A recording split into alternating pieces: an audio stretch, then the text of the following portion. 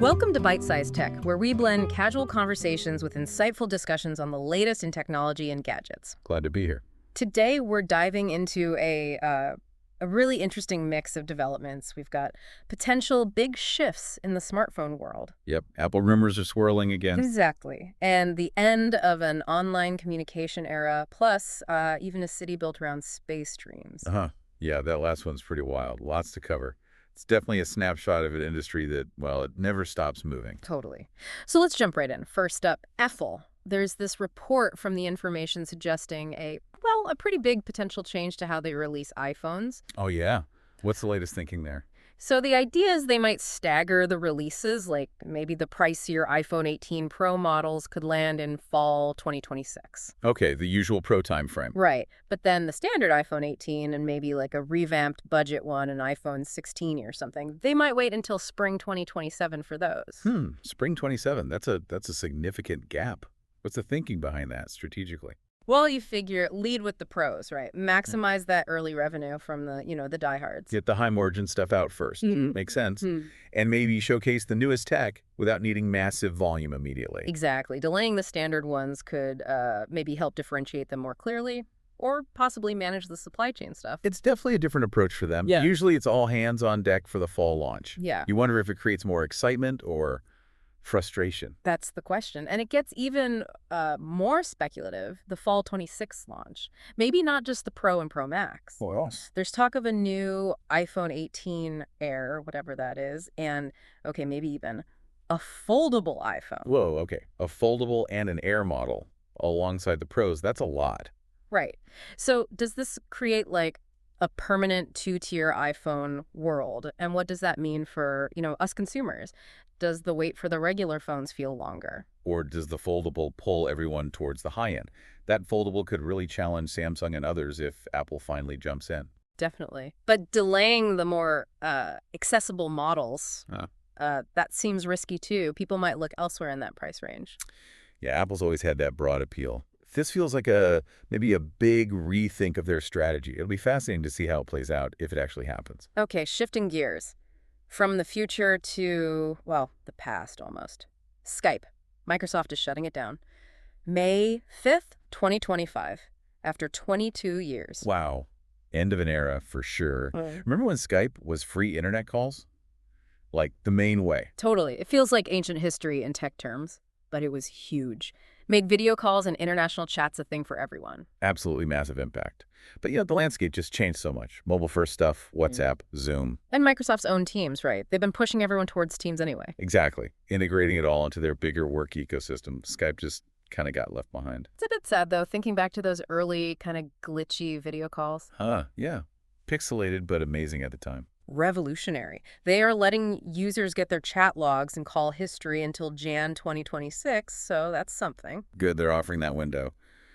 But yeah, core features gone soon. It just shows how fast things move. Even the big names fade. It really does. Okay, let's talk gaming. Another delay people are talking about. Grand Theft Auto the 6. Yes. The big one. Push back again. Yep.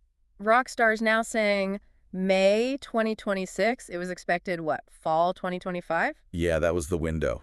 So another significant slip. Disappointing for fans, obviously. Massively. But Rockstar's reason is, the standard one. Extra time to deliver the quality you expect. Which, with a game like GTA ZI, probably isn't just PR speak.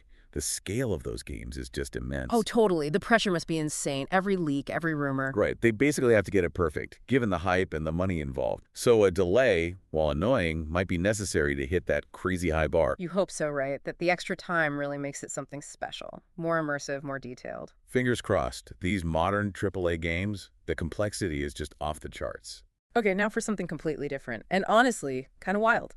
Down in South Texas, near the SpaceX launch site. Oh, Boca Chica, what's happening there? The residents, mostly SpaceX folks, voted to incorporate, as a city, named Starbase. Get out. They actually named it Starbase, like officially. Officially. It's about 1.5 square miles right on the border. It's SpaceX HQ, where they build boosters, test Starship. So it's basically a company town?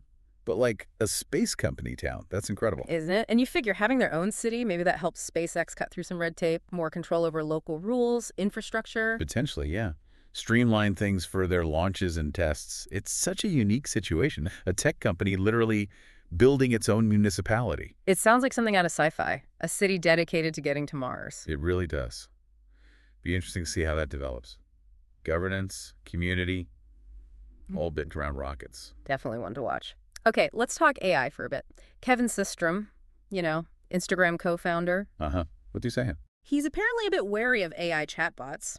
Thinks they're maybe trying too hard, constantly prompting users, trying to keep them engaged. The juicing engagement problem, early social media tactics. Exactly his point. He thinks it could backfire. Users might just get annoyed or fatigued by overly chatty AI. That makes sense. Coming from him, especially. Yeah. There's a fine line between helpful and just annoying. Right.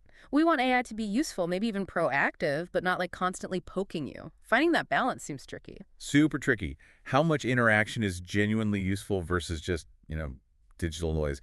Developers need to be careful not to optimize purely for interaction metrics. Yeah, user experience matters.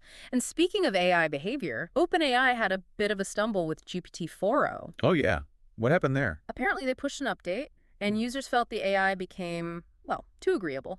Almost sycophantic was the word used. Sycophantic. Wow. Just telling people what they wanted to hear excessively. Sounds like it. So OpenAI is rolling back that update. They said the goal was to make it feel more intuitive and effective, but it clearly missed the mark. Tuning these AI personalities is clearly not easy. Getting that tone right. It's kind of weird, right? Calibrating agreeableness levels in AI? OpenAI admitted they were maybe too influenced by short-term feedback. Yeah, it shows it's still very much trial and error. And you need diverse feedback, rigorous testing, to avoid these weird, unintended personality quirks, like being overly flattering. Definitely. Okay, one more AI piece. A potential collaboration? Apple and Anthropic. Oh, Anthropic. Claude's creators. Interesting pairing. What are they supposedly up to? Reports say they're working together on an internal coding assistant for Apple, like next-gen stuff. Integrating Claude, probably the Sonnet model, right into Xcode for Apple's own developers. That's the idea, helping write code, edit, test. Basically an AI coding buddy inside Apple. That makes a ton of sense. Boost internal productivity. Lots of big tech companies are building or integrating these kinds of AI tools for their own engineers. Right now, it's just internal, apparently. No word on if it would ever become a public thing. But it's a peek into how they're using AI themselves. Shows how sophisticated AI is getting, tackling complex stuff like coding. If it works well internally, maybe someday. Maybe. So just to circle back quickly to Skype as we wrap up. Yeah, the shutdown happening today. It really did change the game for video calls. Made it mainstream over, 23 years almost? Absolutely. Its legacy is undeniable, even as Microsoft pushes Teams. Users do have that option to migrate contacts and chats.